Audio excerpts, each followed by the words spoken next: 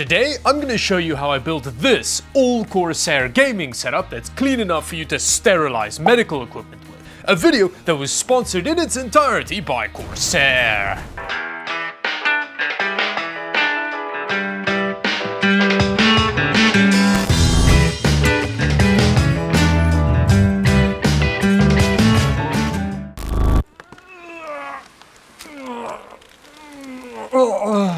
So Corsair has gone ham for their sponsored video, although to be fair, it's not that hard. The platform desks just are ham. Although, you need more than just a desk for a gaming setup, so there's a whole bunch of stuff over there as well. But let's lick some Corsair ham first, and then we'll get into the rest of it. Ooh. Okay, so this is like pegboard stuff, giggity, and I think these are heavy to start with, but they're like wings that go on the side of the desk to extend them. Oh. Ooh, look at that. That's a lovely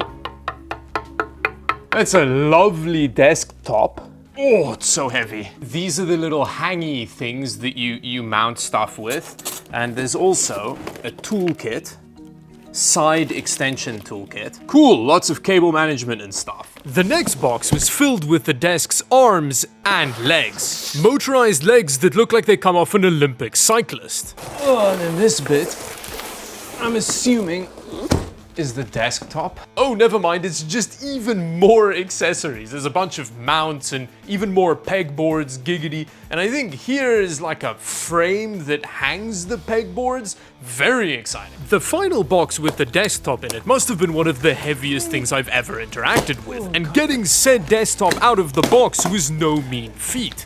Oh, where am I going with it? Oh no. I eventually decided to just flatten the box and pull the desk off it, which still required Herculean effort. Oh, terrible things are happening. Oh, this... Oh,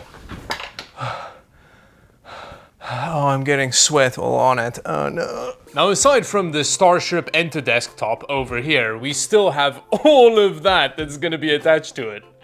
This is wild. But I think the first thing that makes sense is to attach the legs to the desk so that we can get that upright and then start messing with the other stuff. It goes like that. Now what's really cool about how they lay out the tools is that they actually tell you what step all of it's involved in. So here, you can see that these screws are involved in step 1, which I'm really hoping is leg attaching. Step 1, use M8 bolts to attach feet and legs. Oh, I'm a genius. But while trying to attach the left leg, I immediately ran into a bit of a problem. Oh, that's not good. The left and right screw holes didn't align correctly, which meant I couldn't screw the leg down. I then immediately reached out to Corsair, whose product manager had never seen this problem before. I then went online and couldn't find a single person who's complained about this issue, so I guess I'm just wildly unlucky when it comes to abnormal defects in press samples. But either way, this seems to be an issue that was resolved in standard production. And when it comes to the one I had, Corsair sent out a replacement, but I was too excited to see the end result, so I may have just edited the holes slightly on mine. So with the problem resolved and our legs attached, the next step is to screw down our feet.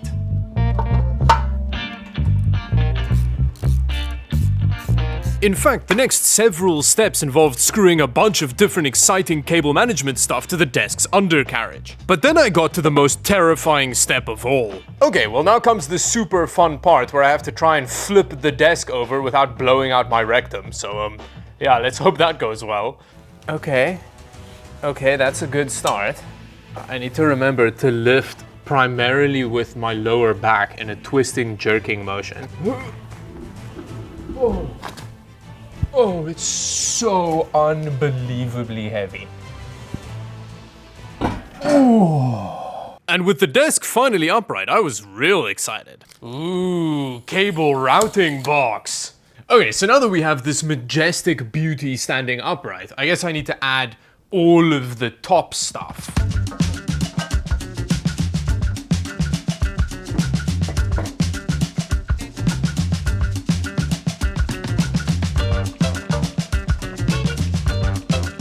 Now this is a big part of what pretty much sold me on this desk setup, is that you get power strips for both on the desk, like this one, and there's a 6-port one that you can mount under the desk. So you can plug all of your long-term stuff into this, and then if you need to plug, like, I don't know, soldering stations or whatever in, you have easy access to more strips on the desk. I love this.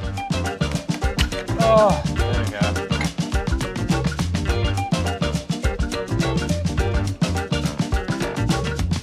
Okay, and just like that, this state that we're looking at now is the base desk. So this is the kind of entry point, which is already ridiculous. This is really cool. I like this a lot. But I did also get like a pegboard attachment that's going to go on the top and a little bit of extension for the desk as well. I didn't realize that it was the size of a small continent, so I feel like it's big enough in this form, but you can always use a little bit more desk space, you know?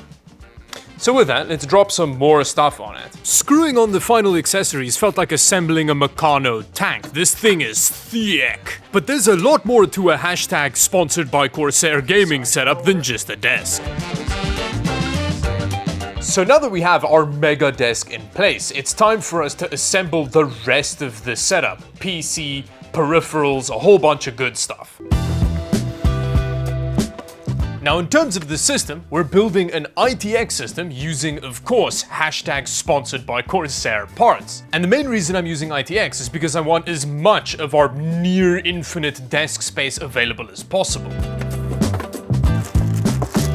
CPU-wise, I'm using the 7600X. We've seen a lot on the channel lately, but it's just a really good gaming CPU I have lying around.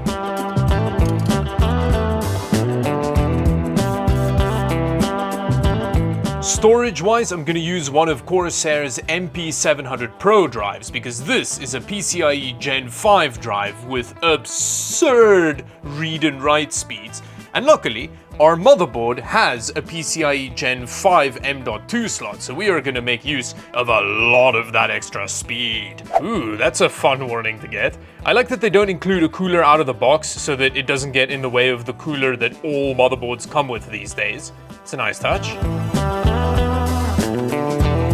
In terms of RAM, Corsair once again went ham with 64 gigs of 6000 MHz DDR5. It's a lovely understated vengeance kit.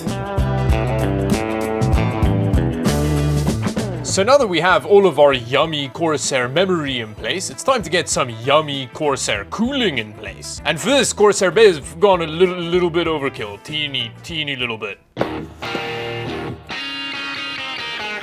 Because to cool our 7600X, we're using this iCue H150i RGB, well, because our case can support it, and because iCue link cable reduction stuff will help with cable management, which is often an issue in ITX systems. And to save us busy gamers a whole bunch of time, the fans come pre-installed and pre-cable managed, although I don't know if cable managed is really the correct word, because these fans just kind of mate onto each other and then work. So that's cool. And what's also cool is a lot of packaging for this stuff, like the iCue Link hub, is paper. Like that. Now, because I know that all of this hardware works, I'm not going to pre-test it. So I guess it's time to whip out our hashtag sponsored by Corsair case. And I'm gonna use this black mesh 2000D. This is nuts.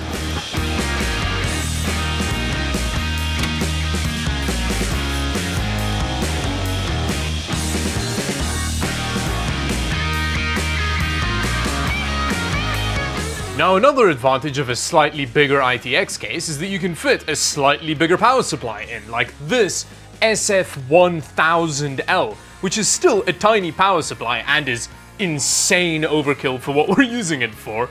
But isn't technology amazing? This little thing is a 1000-watt power supply. The rest of the build primarily involved a whole bunch of cable management, which with ITX cases is always a little bit tricky. But once that was done, I also dropped in a butt ton of fans. Aside from the 3 fans already on the radiator, ooh, these tubes are so nice and flexible. And, like, Look at the complete lack of cables we have to deal with. Corsair also sent over some of their RX 120 fans, which is a more affordable entry into the iCue ecosystem. And the coolest thing about these fans, aside from how easy iCue Link makes it to integrate with the AIO, but they also have a new fan screw design which takes like one rotation to fully mount. Which if you've ever mounted like any other fan, you'll know is like magic. And then finally, I did run into a bit of an issue getting the graphics card into the case with the radiator already mounted. Apparently its girth needs to be accommodated after the radiator. So I did have to remove the AIO to put the graphics card in and then mount the radiator again. Just standard ITX things.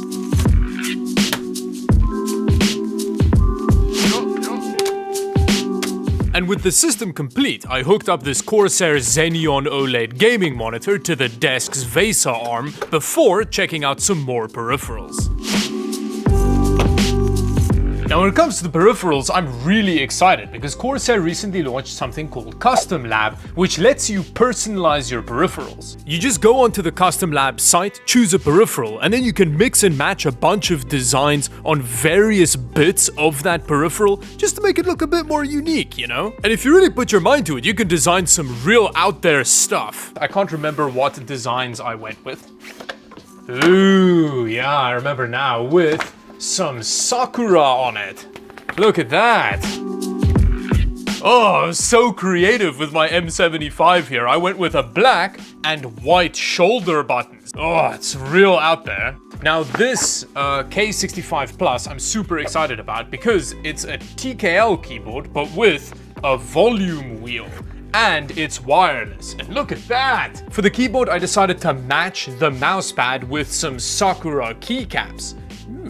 Classy. Instead of just like a smooth potentiometer, it's a stepped attenuator. I like that. It's like all clicky. And with the peripherals set up, I just had some finishing touches to add to the setup, like this 4KX external capture card Corsair sent over for later capture duties. And then before I get into some cable management, which is one of my favorite things in the world to do, I did want to see if this system worked first. Oh, yes, there we go. I feel like for this distance, you kind of need a 32-inch monitor.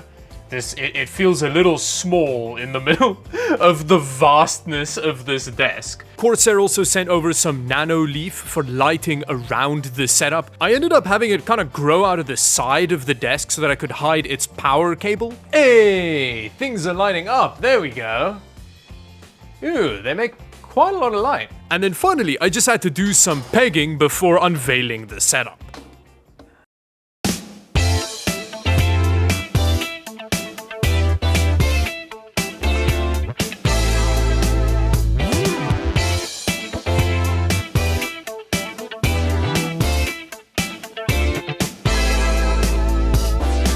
At the end of the day, I think the hashtag sponsored by Corsair setup turned out super well. Gaming on it's great with the miles of clutter-free desk space. There's just something so clean looking about all wireless peripherals. Now, I've been cable managing in various stages because it's not something I'm very good at, but I'm slowly refining it and it's getting better. And the desk does offer a lot of tools for that. The monitor is obviously spectacular because it's a 27-inch OLED gaming display, so super snappy gaming. And in terms of the system's performance, not only were we getting immaculate temperatures because of that massive radiator, but with our 7700 XT running Cyberpunk at 1440p high settings, we were getting over 80 frames per second. And generally, the frame pacing was ruler flat, giving us a gaming experience that feels smooth as a baby's bottom. And with that, thank you very much Corsair for sponsoring this video. It's wild what a variety of products they make. Thank you for watching, and until the next video, bye bye.